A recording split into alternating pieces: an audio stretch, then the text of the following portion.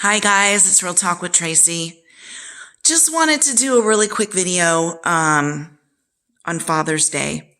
So Father's Day for many people is wonderful, and I'm happy for those people when it is wonderful, but for many of us, it's not. It's painful.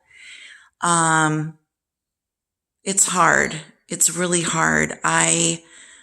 I find myself a couple days before Father's or Mother's Day cocooning in the house because everywhere you go, you can't escape it. People are, the displays in the store, Happy Father's Day. What are you doing for Father's Day? The cashiers are asking you at Trader Joe's, it's Father's Day. It's Mother's Day. Yay. What are you doing? What are you doing? And, I don't want to lie and say, oh, I can't wait. I have a wonderful dad. We're going out for dinner. I don't. I didn't get the cards I got dealted were not the good family cards. Everybody gets a hand of cards, right? Like for their life, you get a hand of cards and you have to play them. And I look at a lot of life issues through analogies. So when you get your hand of cards, whatever it is, that's what you have to play with. That's what you have to do. I got a sperm donor who left my mother when I was an infant, and he was a coward, and he never paid child support, and he went on to another woman and had a baby, and then left her and went on to another woman and had a baby, and then left her, and then went on to another woman and had a baby, and has not been a good father. Gave two of us up for adoption. My brother, I just found 6 years ago, and he's wonderful. So that's one good thing he did. That sperm somehow created, for me, a wonderful, incredible brother. And also created me. And I've inherited a lot of traits from him, like bad back, heart disease, some not so good things. So on top of him being a neglectful, narcissistic, self-centered, selfish person, I have his health issues, which, I'm not happy about it. My uncle that raised me, also very narcissistic and also very sadistic, tickling me until I was screaming in pain as a child. When my mother wasn't around, especially. He's come in and out of my life, and he's not in my life anymore. And I can't stomach being around somebody who treats me with such disrespect and who's not loving and caring. So Father's Day for me, and I'm telling you this why. Am I telling you this because I want your pity? No, I don't. I am telling you this because there's many of you out there who are coming up on this weekend, and it's going to be excruciatingly painful. And you feel like you're the only one. You feel like you're the only one who has a father who's treated you like crap, who's left you, or who's mistreated you, who's critical of you. You can never measure up. And my uncle that raised me, he was a school teacher. Can you imagine? And he's such the narcissist. No empathy. I've been the brunt of so many jokes for so many years. And he said so many hurtful things. And I have tried to take this hand of cards and kind of knit a quilt of both of my fathers into something they're not. I have put on the rose-colored glasses, the real thick ones with the really, like you could almost not see out of them, and tried to make these two men into the father I wanted. And they both failed. And it's a lesson. You can't make somebody into something you want. Either it's there or it's not. I remember when I met my biological father when I was 18, and I met him with his brother, Stephen, who was my uncle who died from brain cancer, unfortunately. And then I had a friendship with him, my biological father, for almost 40 years. And I'm the kind of person, like, I like to acknowledge like birthdays and different things like that. And I remember saying to him, let's acknowledge each other's birthday. Let's buy each other like a little like $10 gift or send each other a card or do something. And he went and told his wife that he was so annoyed by that, that it really bothered him that I wanted him to acknowledge my birthday. So this is the kind of person I'm talking about. The kind of person that when I go to visit him in another, I was going to say country, in another state, and I had to go to the emergency room, to the hospital, because I thought I was having a heart attack.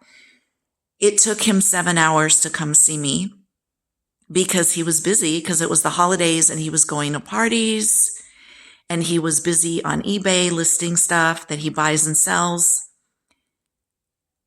Everything in his life is self-focused, and there's no empathy.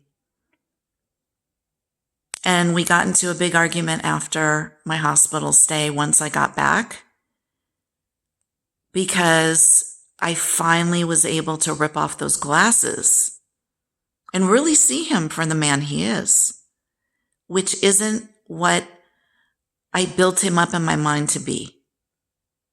You can't knit a quilt without yarn. You can try. I've used dental floss. I've used, lots of string. I've used lots of other things, but you just can't make it.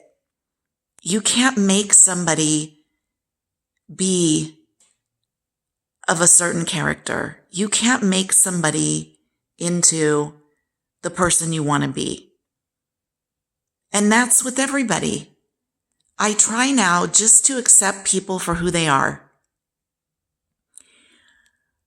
Sometimes I would put unrealistic, I don't want to say pressure, but desires in my mind of my friends. And let's say I was sick and I have certain friends and they know I'm sick. They don't call. And I'm very disappointed.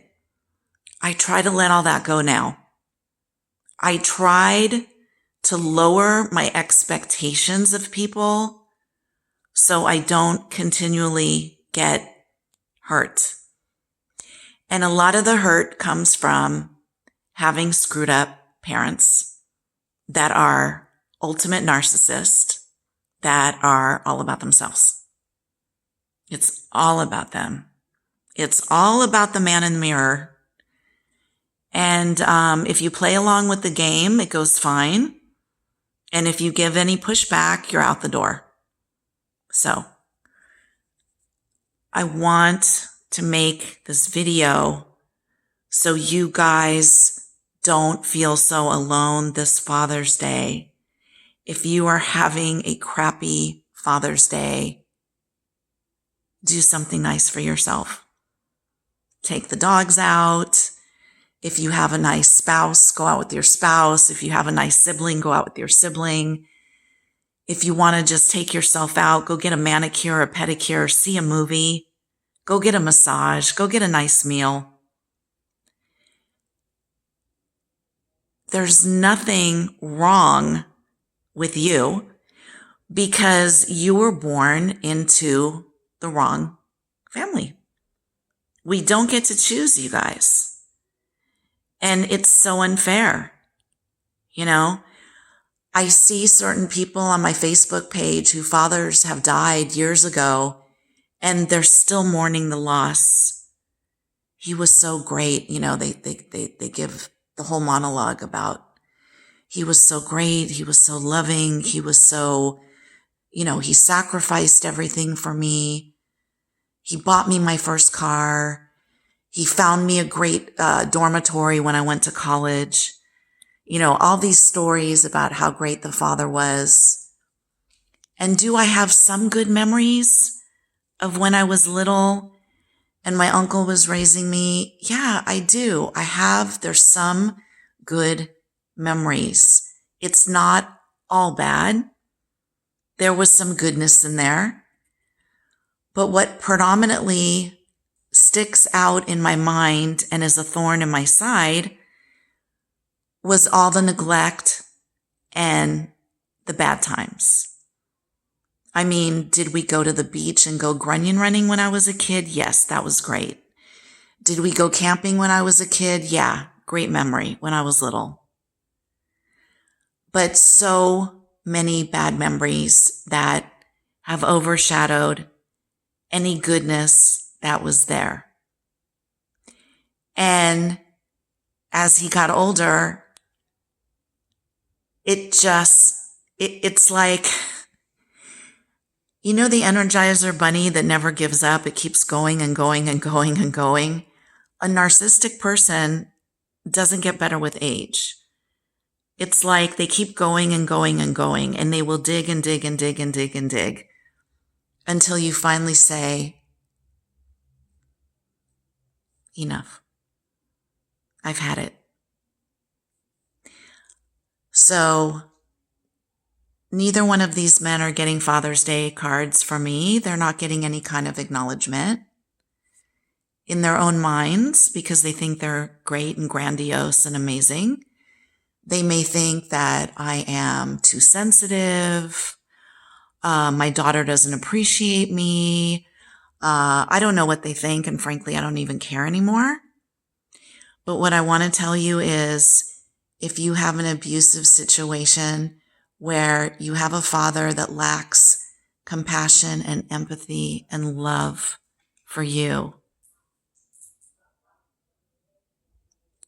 you don't have to acknowledge Father's Day. It's okay. You don't have to. It's okay. My husband is a great father to my 2 dogs. And so we will acknowledge that this weekend. And to all the fathers, I have friends whose husbands are wonderful fathers to their kids. Oh my God. I've had neighbors who I see that are raising their kids, and I see them on Facebook, and I'm like, I want to be, if I ever get reincarnated, I want to come back as their daughter because they're such great parents. How beautiful to be dealt such a beautiful hand of cards. You know, just like a royal flush, where you have this amazing mother and father that would like ride or die for you, that would do anything for you, that really care in such a deep way. What a beautiful blessing for those of you who have that. And of those of you that don't, it's not your fault.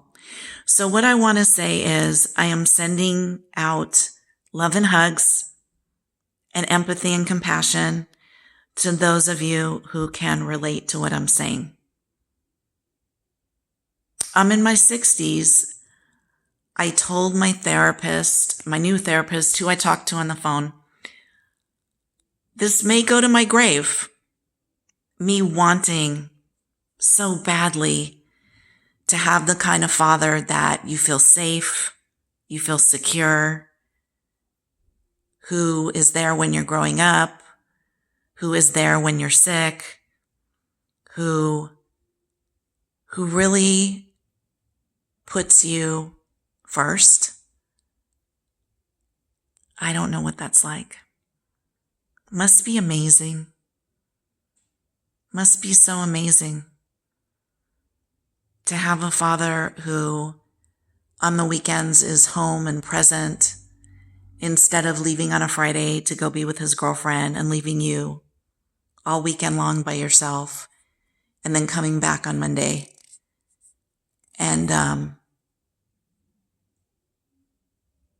when you break down in the middle of the night because you're out dancing at a nightclub and you're a little wild girl at 18 because you're looking for love and You don't have the father that's giving you self-esteem and treating you with love and care, and you break down and you call him from a payphone and he's at his girlfriend's house and he says, "I'm sleeping, just deal with it." He doesn't really care. Like you're really afraid because you're by yourself and it's 2 or 3 in the morning. I made that call. He hung up. So many reasons that I don't talk to him anymore. If he took an interest in who I was, instead of laughing at me and being the brunt of all of his jokes, and if he made me feel like I was worthy instead of always telling me how stupid I was growing up, how lazy, stupid, you're going to amount to nothing, then maybe I wouldn't have been spending my weekends as a teenager at nightclubs looking for attention. Maybe I would have felt so loved and cared for that I wouldn't be so hungry for that outside admiration. So, luckily, I met on the dance floor my husband, which was unlikely. And God brought an amazing man into my life. And we're still together. It's been 40 years, 4 decades with a wonderful husband. How did I get so blessed? Coming from having bad examples of what parenting should be. And you guys, never had kids, was too afraid. Too afraid of giving birth to my mother. Too afraid of giving birth to somebody who was narcissistic, out of control, manic, drunk, scary. So, never had kids. So now going into my 60s, longing for those relationships where you get to mentor young people and be there, wishing I had a son, wishing I had a daughter. I didn't get that hand of cards. But God loves us all. God is good. And I appreciate those of you who listen to my YouTube. I appreciate those of you who can relate to a lot of what I'm saying. And I do these videos because they're cathartic for me, and also because why pretend that there's something there that's not? Why not just be honest? I remember telling my uncle, the one that adopted me, my aunt and uncle, years later, tell me about the adoption. And he said, nobody wanted you, so we adopted you.